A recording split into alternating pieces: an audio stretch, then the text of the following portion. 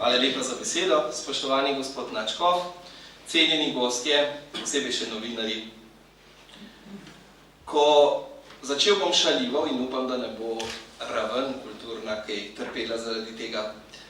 Ko je išla tale knjiga in so mi jo prinesli v pisarno, sem nekaterim prijateljem in znancem poslal kratek SMS, ki se je glasil. Rodila se je. Ima 3,58 kg in meri 55 cm. Veliko babic in botrov, nosečnost 2 leti. To je to delo. Hvala vam, gospod Načkov, da ste si kljub zahtevnemu delovniku, ki je povezan tudi s pogrebom gospoda Načkova Perka, vzel čas in nas občuteno nagovoril. Hvala vam za razumevanje in podporo pri mojem uredniškem in duhovniškem delu. Sad enega od teh je tudi tole. In tega se danes upravičeno ne veselim samo jaz, ampak najbrž mnogi, ki ste tukaj kot moji prijatelji in znanci. Literaturi, ki obravnava na slovenskem Božje poti, se od letošnjega leta, in to od februarja naprej, pridružuje tudi delo slovenske Božje poti. Zadnji, ki je temeljiteje na 26 straneh spregovoril o romanjih, je bil profesor Jože Dolenc v knjigi Slovenski romar, to je bilo leta 1987. O romanjih je nekaj pisal tudi dr. Niko Kuret v knjigi Praznično leto Slovencev. Sicer pa je bilo v zadnjih 50 letih romanje kot pojav v zgodovini verovanja le predmet obravnave posameznih teoloških učbenikov, priročnikov, leksikonov, pri enem sem sodeloval tudi sam in to je bil eden od povodov, da sem se lotil tega, nikoli pa bolj obsežnega študijskega pristopa. V tej knjigi je torej prvič v slovenščini nekaj več. Kot veste, sem od leta 1991 do 1995 v družini opisoval slovenske Božje poti, nato je šel romarski vodnik v 5 knjigah z naslovom Duša lepo idi z mano v letih 1996 do 2000.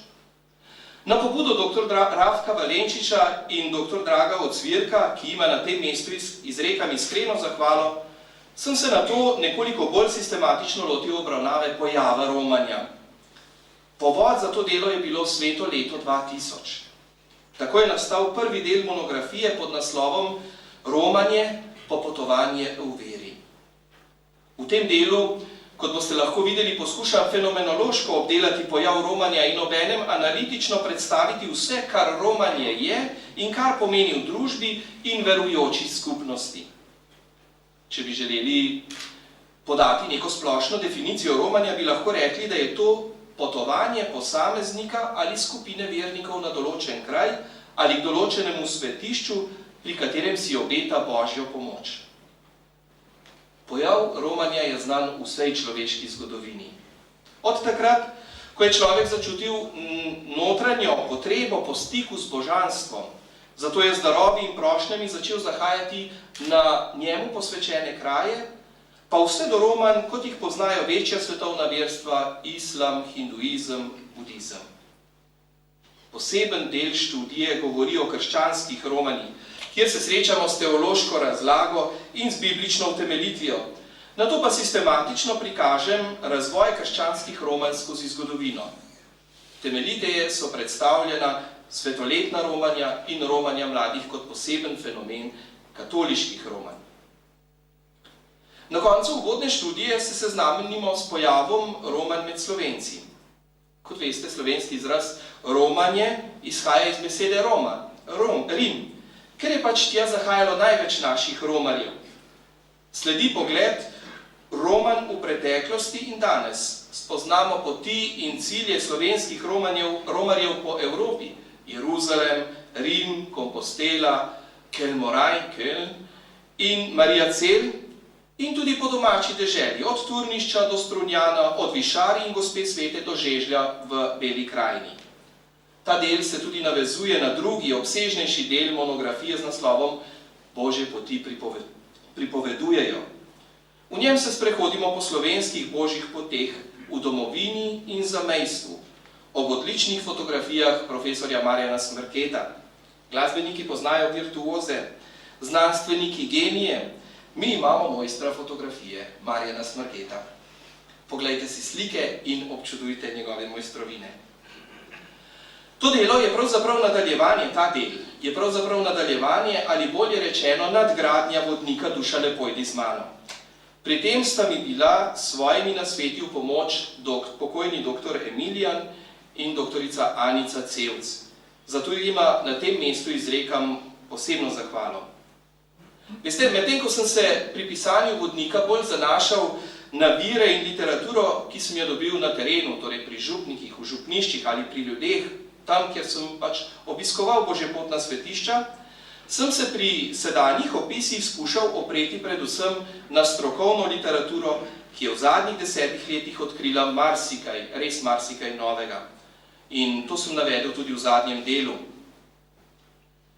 Morda se bo kdo vprašal, ali so res to vse božje poti na Slovenskem? Teh 205, ki jih je noter. Še zdaleč ne. V 18. stoletju je bila romarska skoraj vsaka druga cerkev na naših tleh.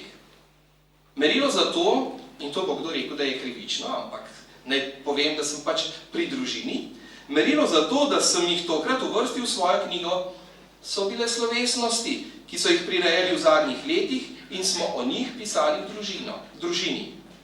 To je bil znak, da je božja pot živa in da sodi med tiste, ki so posebej priljubljene med slovenskimi verniki. Ni nujno, da so najbolj obiskane, gotovo so pa posebej priljubljene. Vsaka izmed njih je zanimiva, saj ti kraji, kot sem zapisal tudi v uvodu, privlačijo romarje, mlade in stare, zdrave in bolne, družine in posameznike, pobožne in radovedne, dobrotnike in celo žeparje, oznanjevalce in kakšne goljufe. Skupna vez vseh Roman nekoč in danes ostaja ista. Poživitev sveta vrednot in vere. Zato je kot miroljubna mešanica ljudi vseh stanov, kultur, poklicev, narodov in ras romanje predpodoba in predokus idealnega človeštva, po katerem vsi hrepenimo. Zahvalil sem dolžan še enemu virtuozu, mojstru oblikovanja, tehničnemu uredniku Tonetu Seifertu, za tehnično zasnovo in podobo ter številne pobude ob tem delu. Upravičeno lahko rečem, da je to krona njegovega dela pri družini in najlepši dar našemu podjetju ob njegovi upokojitvi. Vesel sem tudi, da je knjigina pot napisal spodbudne besede tudi naš kardinal dr. Franc Rode. Se veste, nadškofje hodijo okrog krščevati sedme in več otrok, ne? No, tlej pa kardinal krsta to knjigo. Zahvala tudi dr. Janezu Grilu, direktorju založbe, za podporo, razumevanje pri delu in tudi današnjo prireditev. Hvala vsem in vsakomur, ki ste danes prišli iz Rateč, Kranja, Skaručne, Vrhpolje pri Moravčah, Šmarnogorskim romanjem in mnogim drugim. Veliko imen bi moral še našteti. Naj vsem velja. Poglejte knjigo, preberite jo. To je tudi vaše delo. Bodimo vsi ponosni na njo. To je razkošen utrinek našega sedanjega trenutka. Svetav odsev naše vernosti na začetku 3. tisočletja, pa tudi naše kulture, ki nas postavlja ob bok narodom Evrope prav v času, ko Slovenija predseduje Evropski zvezi.